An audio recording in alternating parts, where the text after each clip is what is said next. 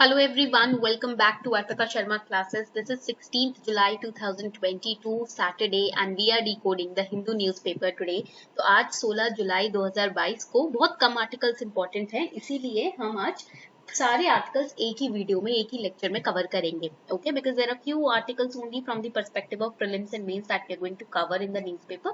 So I'm making one video only and I'm going to accumulate all those articles in this one lecture. So let's get started without any delay. On page number 1 you'll find this article, IITM ranked country's top higher education institution, HEI. Okay, so there is a ranking that is launched every year, the NIRF ranking. NIRF means National Institutional Ranking Framework. 2022 का अभी release हुआ है. तो उसके अंदर they have found that IITM has ranked country's top higher education institution. So we are going to study about the NIRF ranking today. आज हम NIRF ranking को पढ़ने वाले हैं. When we talk about the National Institutional Ranking Framework, it is a methodology adopted by Ministry of Education in the government of India. Why? To rank institutions of higher education in India. जो भी higher education के institutions है India में उनको rank किया जाता है. Okay. Now earlier there was a kind of ranking which was known as QS World University Ranking that used to rank all these institutes all over the world. So taking inspiration from that, we have launched our own NIRF. We have launched our own ranking system. This is the first ever effort by government to rank higher education institutions in the country. तो हमारे पास ना ये QS World University Ranking थी जो कि पूरे विश्व भर में जो हायर एजुकेशन इंस्टीट्यूट्स हैं उनको रैंकिंग देती थी. तो उसी से इंस्पायर होकर इंडिया ने अपना खुद का रैंकिंग सिस्टम निकाला, NIRF. ठीक है, मिनिस्ट्री ऑफ एजुकेशन ने निकाला. Earlier it was released by ministry of education. Earlier it was a part of ministry of HRD, but in 2015 ministry of education ने सेपरेटली इस NIRF को लॉन्च किया and it was launched in 2015, September 2015.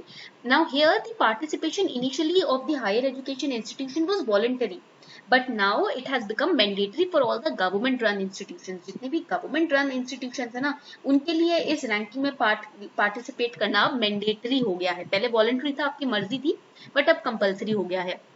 And there are 11 categories under which the ranking is given. The categories are national rankings, universities, engineering college, medical college, management college, pharmacy, law schools, architecture, dental college and research institutes. These are 11 categories in which ranking is provided and there are 5 parameters on which the institutes are tested. 5 parameters है जिसके ऊपर higher education institutes को test किया जाता है. So those 5 parameters are, first is TLR, teaching learning resources.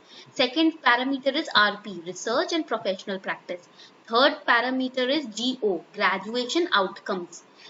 ठीक है. Fourth is outreach and inclusivity. And then fifth one is peer perception. So these are the 5 parameters on which the ranking is given to the higher education institutions, on which the education institutions are assessed. Okay. Now national institutional ranking framework जो है, आपको एक बात याद रखनी है that this is important from the perspective of GS paper 2. Paper 2 के perspective से इंपॉर्टेंट है गवर्नेंस, एडमिनिस्ट्रेशन एंड चैलेंजेस. उस टॉपिक में ये आपका NIRF आता है. Now let us study about the QS World University Ranking System also.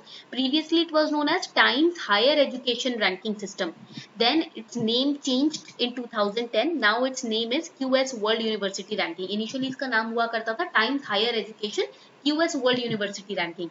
But 2010 में इसका नाम चेंज हुआ और अभी इसको कहते हैं हम QS World University Ranking. Okay, it's an annual publication just like the NIRF. It is also an annual publication of university rankings by Quarterly Simons, which is a British company which specializes in ranking the higher education institutions around the world. India में तो we have NIRF, but around the world this British company specializes in analyzing the higher education institutions and it rates world's top 1000 universities.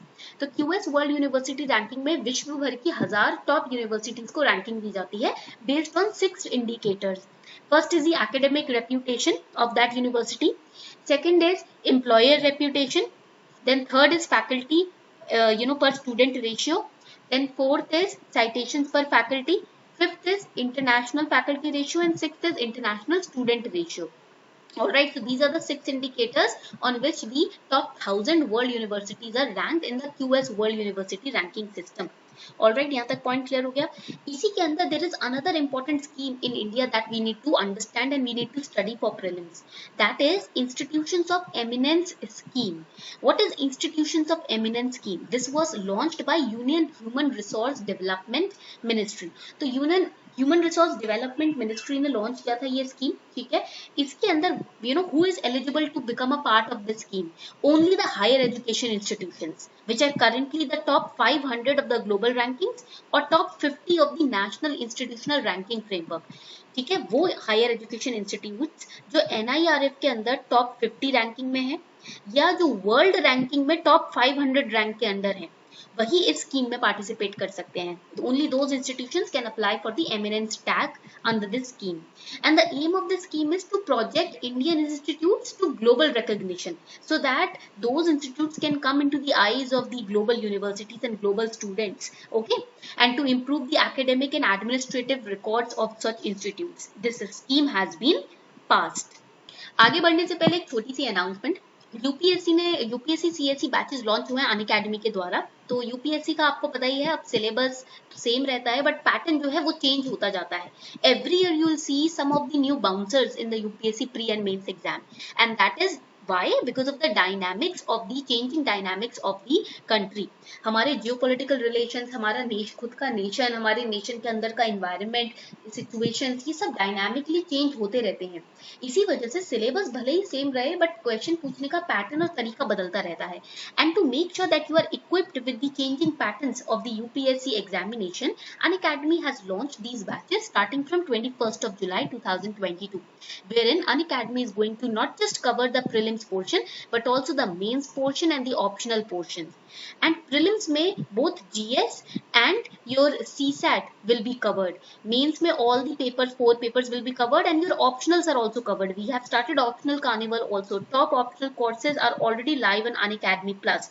And the best part is you will get 20 GS books wherein all the syllabus wise questions, entire syllabus of the subject, previous year questions, their solutions, updated with current affairs, everything will be covered in these 20 GS books. तो हमने UPSC notes 2.0 भी launch किया है जिसमें सब कुछ cover होगा, syllabus भी कवर होगा, सारा टॉपिक भी, flow chart, timeline, mind map, everything is going to be covered. So please subscribe to Unacademy plus if you are looking out for your coachings or for expert guidance in this preparation. You can also use code ARPITA10 ARPITA10 to get 10% discount on your Unacademy Plus subscription. Plus we also launched the Doubt Darbar for UPSC aspirants wherein you can now ask doubts in these free doubt solving sessions on Unacademy Plus. So make sure that you become a part of this platform in order to ease and simplify your UPSC CSE journey. The next important article is Assam Arunachal CMs agreed to border realignment based on 1960 papers. So finally Assam and Arunachal Pradesh chief ministers have signed the Namsai declaration which aims to minimize interstate dispute involving 123 villages. Now here in the map you can see Assam and Arunachal Pradesh, they share approximately 804 kilometer long interstate border. Okay, and these border areas have seen conflicts throughout the years. जब से Arunachal Pradesh establish हुआ तब से ये border areas जो है या जो नियर बाय डिस्ट्रिक्ट्स हैं उनके बीच में इंटरस्टेट क्लैशेस चलते ही रहते हैं. And that is why to end up these clashes, to end up the clashes between the disputed villages, this agreement has been signed by both the chief ministers. So Namsai declaration is the agreement to reduce number of disputed villages from 123 to 86. This is a very major achievement. Peacefulness में security perspective से ये काफी important achievement है अरुणाचल प्रदेश और असम के बीच में. 123 disputed villages थे दोनों स्टेट्स के बीच में, अब उसका नंबर डिक्रीज करके 86 कर दिया है. And as per the Namsai declaration both Assam and Arunachal Pradesh, both states will now form 12 regional committees. And these 12 regional committees will jointly verify the concerned villages. अब 86 disputed villages हो गए हैं, so these joint committees are going to verify these villages and then they will make recommendations to the respective government keeping in mind the historical perspective of those villages, the administrative convenience related to those villages and people's will. that is the true indication of democracy, when the idea and the viewpoint of the people are also taken into consideration. ऐसा नहीं है कि leaders अपने मन से कोई भी decision ले रहे हैं, लोगों के विल को, लोगों के अग्रीमेंट को, लोगों के व्यू पॉइंट को भी इसमें कंसिडर किया जा रहा है। ठीक है, कि उस गांव के लोग क्या चाहते हैं कि किस एडमिनिस्ट्रेशन के अंडर उनको रूल किया जाए। Okay, and these 12 regional committees each will be for 12 districts where there is a dispute। जहां जहां डिस्प्यूट है, जहां जहां मतभेद है, वहां वहां उस डिस्ट्रिक्ट में 12 डिस्ट्रिक्ट हैं, उस डिस्ट्रिक्ट में ये कमिटीज तैयार की जाएंगी। तो लोगों की ओपिनियन को भी यहाँ पर कंसिडर किया जाएगा। Alright, so here you can see that Assam, it has boundary disputes with all the northeastern states that were carved out of it। Mizoram, Arunachal Pradesh, Manipur, जितने भी स्टेट्स नॉर्थ ईस्टर्न स्टेट्स हैं जो असम में से कट के बने थे, उन्हीं के साथ असम का बाउंड्री डिस्प्यूट चला आ रहा है। Arunachal Pradesh and Mizoram they also share boundary disputes with Assam. ठीक है, यहाँ पर आप देखोगे मिजोरम, यहाँ देखोगे अरुणाचल प्रदेश, ये बाउंड्रीज देख सकते हो। And Arunachal Pradesh and Assam, they had disputes over 1200 points along their boundary। Okay, so another important point for prelims is that Arunachal Pradesh and Mizoram, they were separated from Assam as a union territory in 1972 and later on as states in 1987। Initially union territory के रूप में form हुए थे अरुणाचल प्रदेश, मिजोरम 1972 में, फिर वो separate हुए असम से as states, बाद में उनको स्टेटहुड दिया गया 1987 में। So these are important facts for prelims। Assam has 8 districts touching the boundary with Arunachal Pradesh, which has 12 such districts। Arunachal Pradesh में 12 districts हैं, असम में 8 districts हैं, जो एक दूसरे के साथ ये लोग बाउंड्री शेयर कर रहे हैं। All right. The next important article, sparring continues over new names for 2 Maharashtra cities, as we had seen previously in the newspaper that Aurangabad's name, the Shiv Sena is trying to change its name from Aurangabad to Sambhaji Nagar। Okay, तो शिव सेना ने ना 1980s में, जो बाल ठाकरे जी हैं, उन्होंने ये प्रपोजल आगे रखा था कि हम औरंगाबाद का नाम चेंज करके संभाजी नगर रख दें। ठीक है, तब से इसके ऊपर कुछ ना कुछ मतभेद, डिस्प्यूट चला आ रहा है। So let us understand the historical background. Okay, that is important for modern Indian history for prelims. Now, when we talk about Aurangabad, it was established in 1610 by Malik Ambar, and initially it was not named Aurangabad. Okay, initially its name was Khadki or Khirki। Okay, बाद में औरंगाबाद, औरंगजेब इसका नाम change करते हैं। Initially तो 1610 में इसका establishment हुआ मालिक अंबर के द्वारा। He was a Siddi general of Nizam Shahi dynasty of Ahmednagar, and then its name was Khadki और Khirki.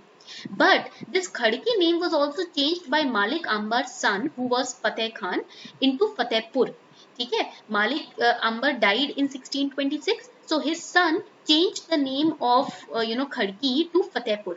But later on in 1653, Mughal Emperor Aurangzeb, he came into Deccan, he invaded Deccan, and he set up his capital in the Fatehpur state, and he renamed this state as this place as Aurangabad। इस जगह का नाम, इस district का नाम उन्होंने change करके, बदल के क्या रख दिया, औरंगाबाद रख दिया।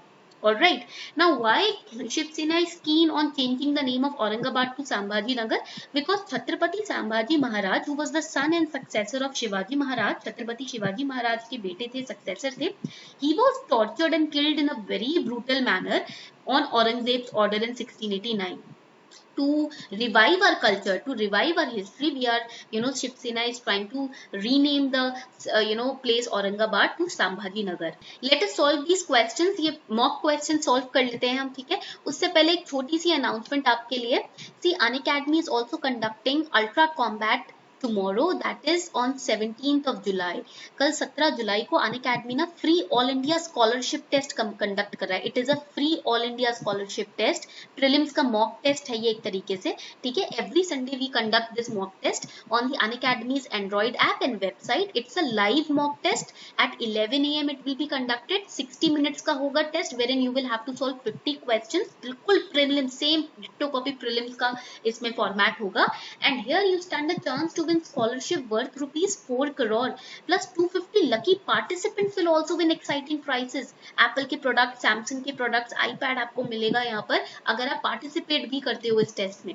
So make sure that you participate in this test live tomorrow। The link is given below in the description box। So first question, CATSA is a law। देखो CATSA has been in news since 2017। Regularly CATSA news में है। So let us solve this question। CATSA is a law that came into force in US in 2017, meant to punish countries having deep engagements with Russia, North Korea, Iran. Select the correct answer code. इसमें आपको select answer सही answer code select करना है. So here Russia is correct, North Korea is also correct. ठीक है, Russia भी correct है, north Korea भी, तो B will be eliminated, C will be eliminated. Iraq is wrong. Why? Because it is not Iraq, it is Iran. So 3 is wrong. D will be eliminated. Correct answer is A.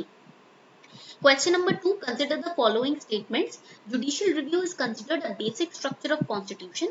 Second, the term untouchability has been defined in Untouchability Offence Act 1955. And third statement is saying Article 11 declares that all laws that are not consistent with or in derogation of any of the fundamental rights shall be void. कौन सा statement correct है? देखो, if you have studied the chapter judicial review in M Laxmikanth का book, there is a separate chapter in the 6th edition, okay, the latest edition, you will know that the first statement is correct. ठीक है, first statement is correct, that means D will be eliminated. Second statement is wrong. untouchability की ना definition अभी नहीं दी गई है इस act में, तो second is wrong, that means आपका यहाँ पर C will be eliminated.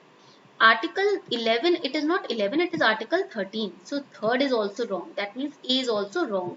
So correct answer will be B. Alright. So this was all for today. I hope you enjoyed this lecture. On this note, we are ending up this lecture.